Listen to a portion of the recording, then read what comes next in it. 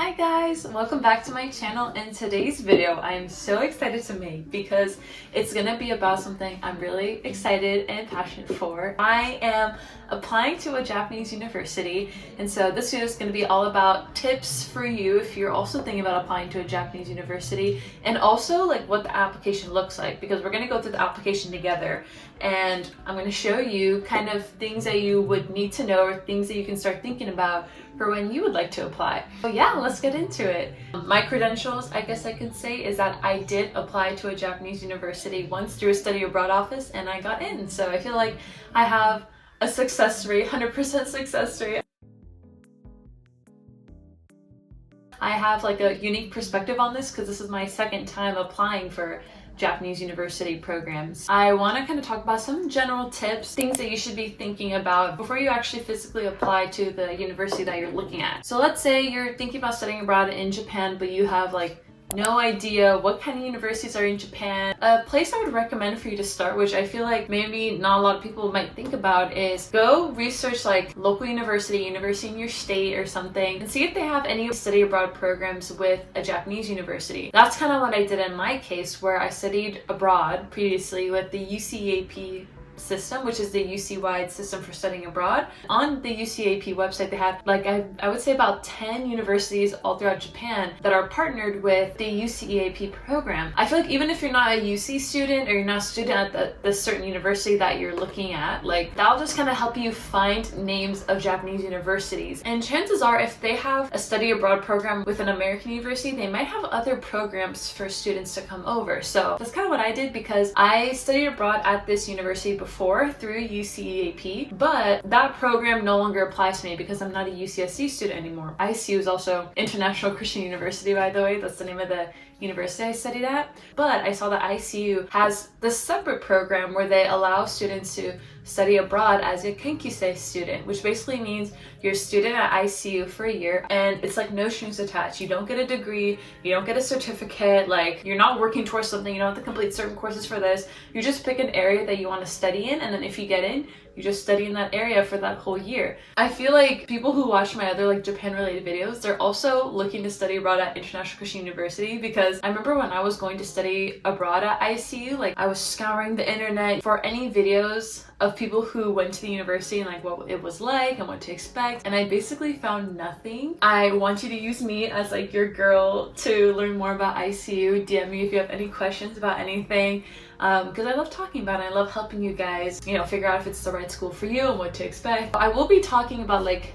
the ICU Kenkisei program specifically, but I feel like some of these tips can help you even if you're not going to this program. Next up, you're gonna wanna think about letters of recommendation, because I'm pretty sure your program will ask you for them. I feel like they're pretty big on that. And I would say, if you know kind of what you want to study when you study abroad, try to get a letter of recommendation from a similar class. So I want to study Japanese when I go to Japan, and that's the class I want to focus on at ICU. So I took a Japanese language course in America at my community college, and that's who I got my letter of rec from, my Japanese teacher. I feel like that will make them more confident in my ability as a student at their university. So for ICU specifically, and this might apply to other universities too, they want 2 letters of recommendation from college or university faculty. So pretty much that means teachers. So make sure you take some courses, become friendly with the teachers and ask for that letter of recommendation. I would say give them about like 2 months to write it, just to be generous. What I did is I got one from my Japanese teacher, and I also work at the school that I attend, so I got one from my boss because she is also technically faculty. So that's kind of how I wormed my way around that. So if you work for your school and you have a boss, go for that. That's a great option. But yeah, definitely think about those letters of recommendation, because I feel like that's one of the most important aspects of the application itself. And then another thing to think about is definitely finances, because you do have to pay for Japanese tuition. What I have on my computer here is like this PDF that ICU has about their Kenkisei application, and they actually list like the prices of everything. And so the matriculation fee, which you pay at the beginning of the year, is about 150,000 yen, and then tuition is 379,000 yen per term. So ICU, they have a quarter system, so they have 3 terms, and then you also pay the facilities fee, which is every term, which in total for ICU would be 354,000 yen. So in total in yen, it'd be about 1,641,000 yen. It's like a hefty amount of money. And so you got to think about, how am I going to save for not only all of that, but also rent, food, transportation, fun, things like that. So you have to kind of plan that out into your schedule as well. How long is it going to take for you to save up that kind of money? Which I feel like is the main reason why I kind of took this long. Like I waited like a year and a half before applying, just so I can have enough money by the time that I get there for the whole entire year. Because I'm not really expecting to work while I'm there, because I don't speak good enough Japanese. But if you do, that is awesome. Try to find a job in Japan if you can. And then another thing I want to talk about that's kind of in line with this is what like timeline you should be thinking about. So for ICU, they have 2 entries. You can enter in April and in September. I'm doing the September 2025 entry. And so to enter in September 2025, you need to apply by January 16th, 2025. And you find out if you got in or not by the end of February. To enter in September, they have 2 application periods. They have one in January and one in February. So if you go for the February period, you have to apply by March 3rd, and you'll find out by like mid-April if you got in. If you want to get in April 2026, for example, you need to apply by October 16, 2025, and you'll find out by the end of November 2025. So you kind of have to apply 7 months-ish before you actually are accepted and starting your university study abroad journey. So I would say keep that in mind as well. Without further ado, we can just like jump in to the application itself, because I'm currently filling it out, and I'm not going to actually show you like what it looks like, because I feel like maybe they might have some rules against that, but I will kind of walk you through it and also kind of give you my application resumes. So first it asks like, have you ever applied to ICU through the English-based admissions within the last year? I haven't, so I put no. And then also ask for your desired student category. So they have like regular first year student, a transfer, 1 year regular, or the Kenkisei. So I'm doing the Kenkisei one. It asks for like your name, date of birth, your gender, all of that, and you just hit next. Then it asks for your nationality as well as what languages you speak. I put English as my first language and then Farsi as the language that I speak at home, just so I can show that I can speak 2 languages. Because I feel like for ICU specifically, that's like important to them, that like their whole thing is that you're a well-rounded individual and like multicultural, if that makes sense. Like a lot of their students study abroad, they speak great English, and I feel like they have those experiences that make them like a worldwide, well-rounded individual. So I feel like saying that I speak 2 languages is like a little bit of a plus. And then ask for your address, parent guardian info, hit next. And this is kind of where you put your post-secondary educations. And so to apply as a Kenkisei student, you have to have a bachelor's. And so this is kind of where you input all that information. And then if you don't speak English as your primary language, or if you didn't get your bachelor's in English, you have to have this thing that's like, that proves that you're proficient in English, because everyone at ICU has to be able to speak English to a certain degree. So they have like several tests for that. There's like a TOEFL-IBT test, or the IELTS test. And then, okay, now we're getting to the essay. So this is like the juicy part, I feel like. Like with your letter recommendation, this is like their chance for them to get to know you and what kind of person you are. And so for the ICU's prompt, it's basically like, why do you want to study at ICU, as well as why you are a good fit for ICU, basically. And so I haven't finished mine completely, but I'm talking about like, I want to become a PA student. Like that's my study goal. Career plans is to become a physician assistant. The reason why I want to learn Japanese is not only because of personal interest, but because being a PA, you're talking to people all day. You're seeing 30, 40 patients a day. The more you can communicate with people, the more people that you can reach. So I feel like that's like kind of the angle I'm looking at, you know, as far as like how to kind of insert my career goals in there. But it's also just like a goal of mine, like my plan to study Japanese in Japan. That's just like something that I've always wanted to do, and then once I did it, it wasn't long enough. Like I wanted to do more. So this like goal and want that I've had for so long is what's making me want to go to ICU, because ICU's JLP program is also like really good. Like it's one of the harder ones, more intense ones, but like I really enjoyed it. I feel like I learned a lot, and it was really applicable to like what I could use in my everyday life living in Japan. So now that I've experienced ICU's JLP program, like I don't want to do any other JLP program. And the way I'm gonna say like the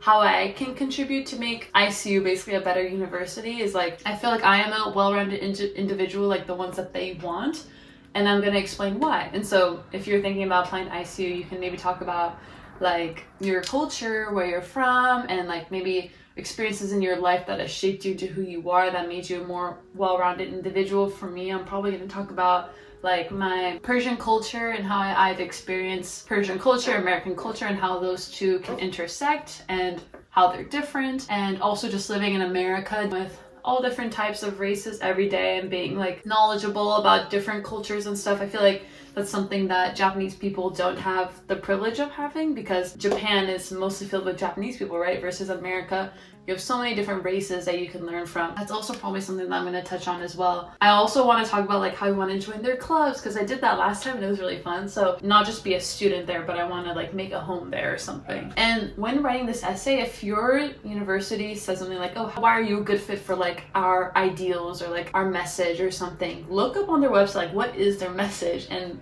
explain why you fit that message. Make sure you know what the university is about. So for the essay, it's like 400 to 500 words, not too long. Next, it asks for extracurricular activities, community services, and then internships. So basically this is anything that you've done while in or after high school. I feel like I'm gonna have a lot to write because I wasn't expecting to write about anything I did while I was in high school, which was like 10 years ago now. Like for me, what I'm gonna write about is I'm gonna write about like when I was in high school, I was president of like this drug abuse club, like anti-drug club and stuff, and we would like go to middle schools and present about the harmful effects of drugs.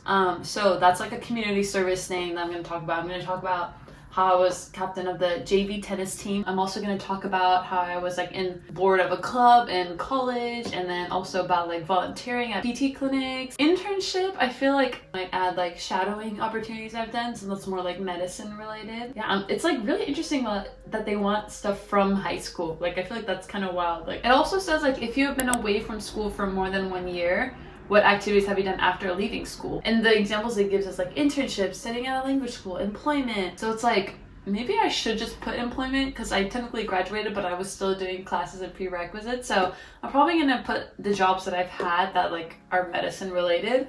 And I'll probably also add my Japanese class possibly in there. And there's like no format for this. Like you can probably just do like bullet points and it'll like be fine. Special recognition, so like any prizes, honors that you've earned during or after high school. And like this during or after high school thing is like getting me because I like haven't thought about what I've done in high school in so long.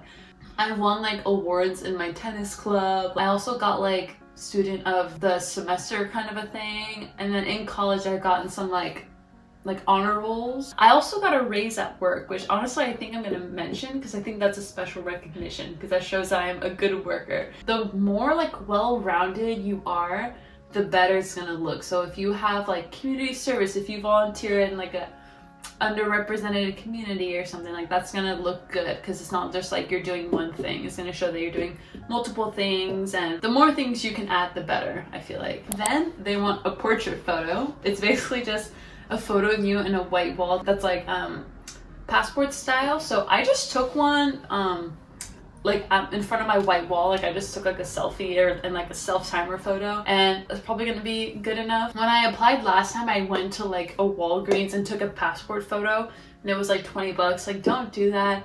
I don't think that's necessary. Just like go to a white wall in your house and just snap a photo. So I did that actually before filming this video, so I'm gonna put that one in. And they're like very specific like on how it looks, so just make sure that you're following all the rules. But they really care about like the dimension, like shoulders need to be in, chest height, like there's like all these requirements. So make sure that your photo fits the requirements, because that would be a stupid reason to like have a setback or to not be accepted. Let's see, academic areas of interest. Oh, so this is interesting. This I like haven't seen. So you have to pick an area of interest and you can select up to 3. Because I know I want to study Japanese language, but I don't know if that's even in here. Asian studies? I don't think that's quite right. Would it be language education or Japan studies? Like I can't tell.